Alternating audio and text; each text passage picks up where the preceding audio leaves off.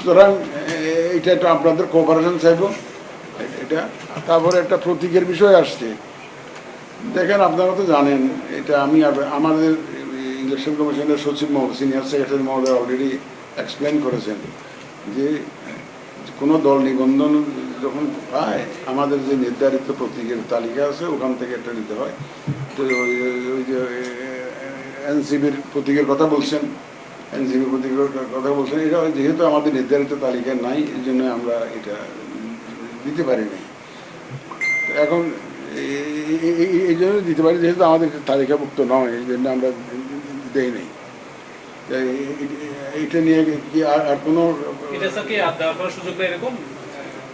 না, বিধান হলো যে আমাদের যে তালিকাভুক্ত প্রতীক আছে ওখান থেকে নিতে হয়।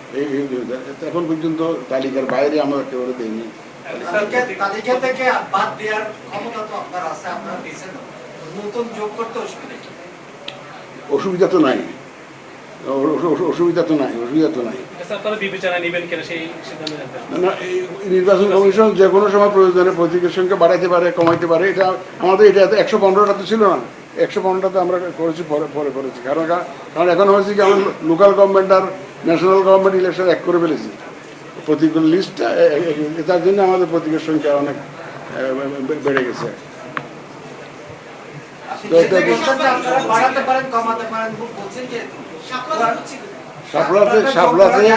সাপলাতে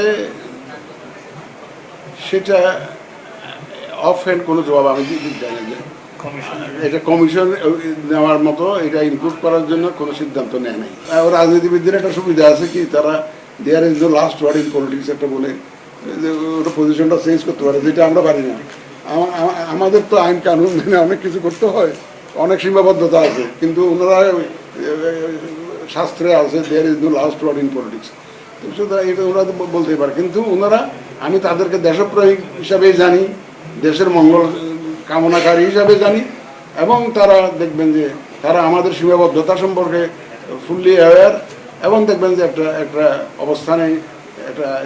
অবস্থানে আসবেন। তাতে আমি মনে করি না NCP will B A problem for transition two democracy. তারা একটা নিজেদেরকে গণতন্ত্রায়নের পথে বান্ধা হিসাবে আসবেন এমন আমি মনে করি না। অন্তত এনসিপিকে আমি মনে করি না এইরকম একটা নিজের জীবন বাজি রেখে এই যে অভ্যুত্থানে যারা জড়িত ছিল তারা এই ধরনের কাজ করবেন বলে আমি বিশ্বাস করি না। সুতরাং একটা পজিশন আসবে, দেখবেন আপনারা ইনশাল্লাহ, এবং সবাই দেখবেন যে সুন্দর একটা সুষ্ঠু নির্বাচনে অংশগ্রহণ করবেন আপনারা।